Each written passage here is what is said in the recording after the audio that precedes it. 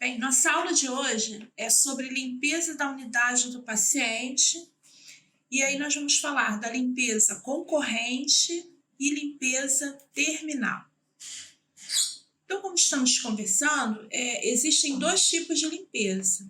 A limpeza diária ou limpeza concorrente, que é aquela feita diariamente após a arrumação da cama e que vai ser realizada em parte do mobiliário da unidade, removendo toda a poeira e sujidades acumuladas ao longo do dia.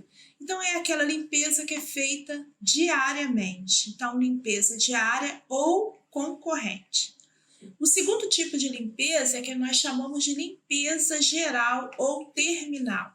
Esta é a limpeza de todo o mobiliário da unidade do paciente após a alta, óbito ou transferência, ou no caso de internações prolongadas. Então, recapitulando, limpeza concorrente e limpeza terminal. Limpeza concorrente, ela é feita diariamente. Limpeza terminal, apenas nestes casos, casos de alta, de óbito ou de transferência. Tipos de camas.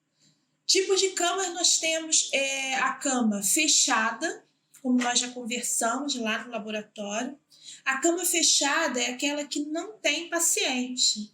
Então, quando nós colocamos sem a ocupação do leito do paciente.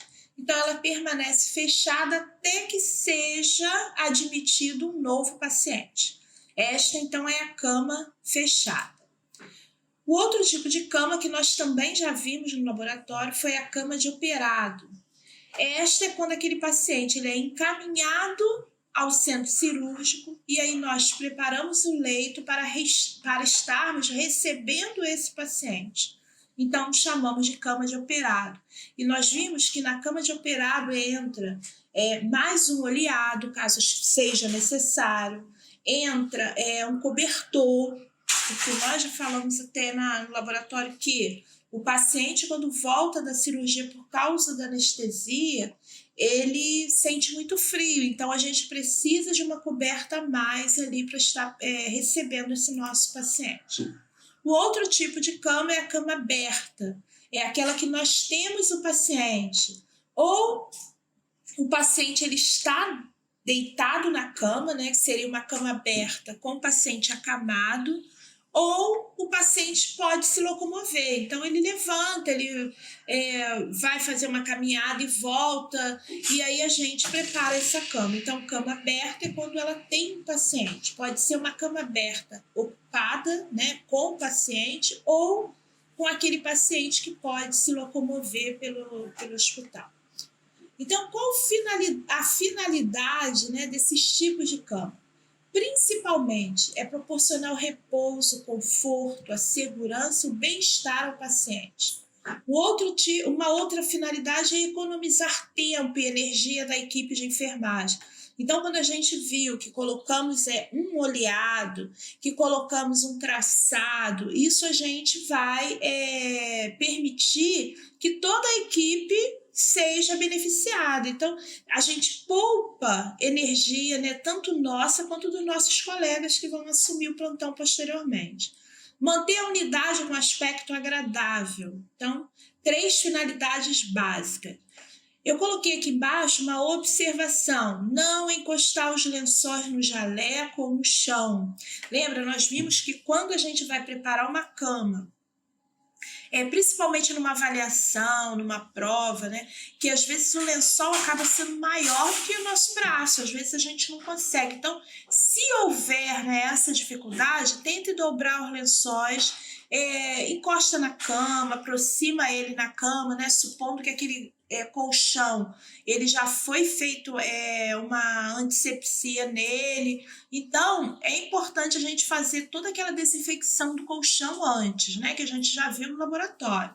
Não passar a mão sobre os lençóis, né, igual a gente faz na nossa casa, que a gente estica o lençol com a mão. A gente vai evitar fazer isso, não deixar o lençol encostar nem no chão, nem no jaleco. Isso daqui é importante. Bem, hoje a gente vai se prender mais à higiene do paciente, né? E o que é a higiene do paciente? vai ser o conjunto de práticas de limpeza que preserva, que recupera a saúde e previne doenças. Traz um bem-estar físico e psicológico para o nosso paciente. Então, esse conjunto de práticas de limpeza é que nós vamos aprender, né, um pouquinho para poder estar falando e fazendo aí no nosso dia a dia. Então, higiene.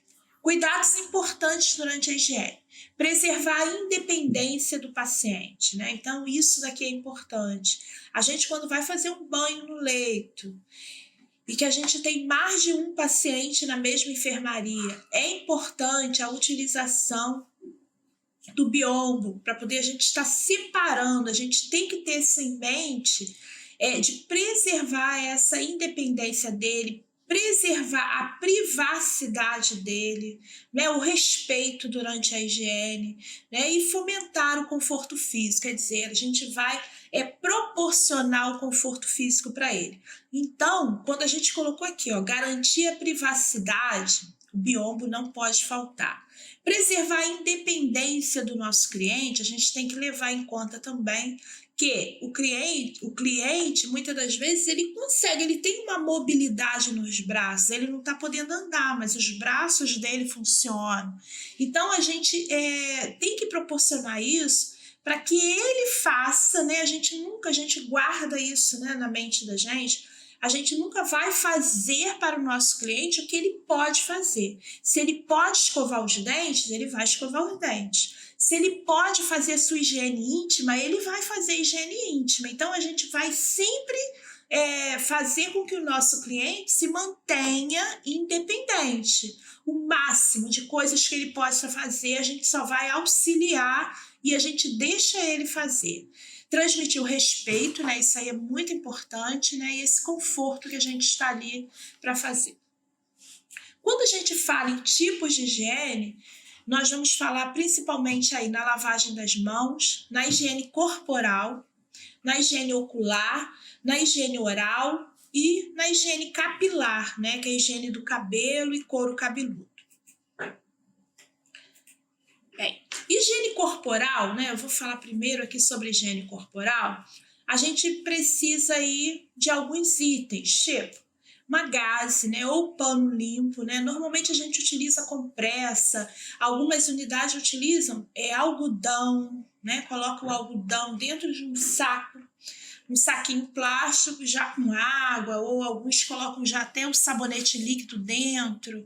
Então, a gente precisa de algum material desse tipo para poder proporcionar essa limpeza. Uma bacia com água, de preferência, né? Essa água ela não pode ser totalmente fria, né? Gelada. A gente vai tentar pegar uma água não tão gelada, também não tão quente, né? Com uma temperatura suportável, uma temperatura que a gente chama aí de morna, né? Então, uma temperaturazinha que a gente consiga colocar a mão, tirar isso daí, para a gente também não ocasionar queimaduras no nosso paciente. Uma toalha seca e o sabonete. A preferência no ambiente hospitalar é do sabonete líquido.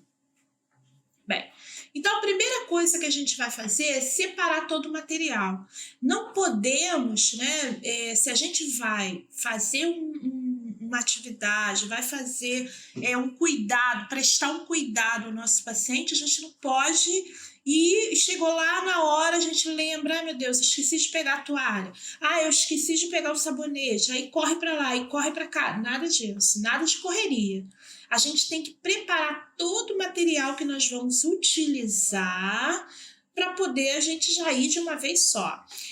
Eu não coloquei luva aqui porque a gente já entende que é um material básico de EPI, né? Luva, se for o caso máscara, né? O capote, isso é um material básico de EPI. O que temos aqui é o material que a gente vai utilizar na higiene corporal.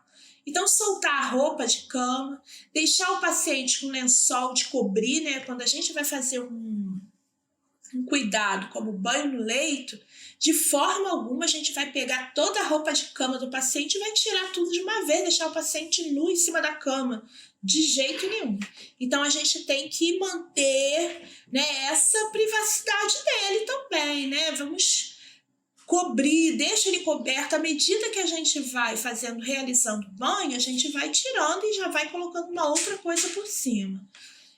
Deixar o paciente, então, com lençol de cobrir. O banho ele deve ser feito da cabeça em direção aos pés, né? Céfalo caudal, que a gente fala, começando da cabeça e terminando nos pés. Esta imagem aqui, ó, dá pra gente... tem alguns cuidados que eu quero ressaltar com vocês. Primeiro, valorizar e respeitar os valores, né? Isso daqui é muito importante, principalmente quando a gente vai prestar um cuidado a uma pessoa idosa, né?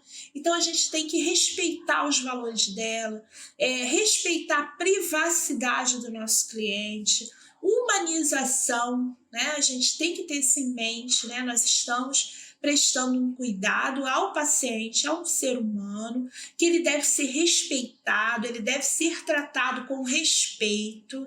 Isso daqui é muito importante, não pegar de qualquer jeito, vira de qualquer jeito, não fala, não dá nem bom dia, né? Tem casos que o profissional ele já chega tão mal-humorado, isso daí a gente acaba passando isso para o nosso paciente, né? Uma insegurança para ele. Então, é importante a gente ter esses respeitos. As crenças dos pacientes, né? A gente tem que observar isso daqui, que nem sempre a gente pode fazer tudo que a gente acha, porque às vezes o que é certo para mim é errado para o meu paciente. E eu tenho que respeitar aquilo ali. Eu já passei por um problema uma vez de um paciente que chegou numa unidade de terapia intensiva, né, era um acidente, e ele tinha uma barba enorme, né, e aquela barba já estava horrível, chegou cheia de sangue, cheia de areia, uma confusão. E aí nós do plantão, nós resolvemos raspar a barba dele. E isso daí acabou ocasionando para a gente um transtorno muito grave, porque foi parar isso na direção, porque no dia seguinte, quando chegou alguém lá na visita, né, a gente trabalhava à noite lá no meu plantão, e aí fomos embora para casa, tudo bem. Quando chegou no outro dia, né, que apareceu alguém para visitar o paciente, que viram ele sem barba, o pessoal quase infartou. Ele era um monge, ele era um cara lá da alta, da parte lá religiosa dele, que ele tinha aquela barba, que ele cultivava aquela barba há mais de 10 anos. E assim, a gente meteu a tesoura, raspou, cortamos a barba dele toda. Isso daí a gente tem que ter cuidado. Então, sempre quando eu falo dessa questão aí, a gente... que dá vontade, né, de cortar cabelo, dá vontade de cortar a barba, porque pra gente, naquele momento, é uma coisa ruim. A gente está vendo o paciente cheio de sangue, cheio de secreção e aquilo tudo ali, mas a gente precisa o quê? De uma autorização para poder fazer o procedimento.